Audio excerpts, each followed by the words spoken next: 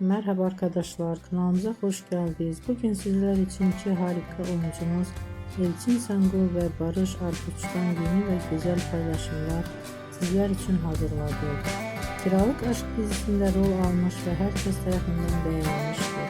Biz de sizler için onların güzel ve romantik karelerini hazırladık.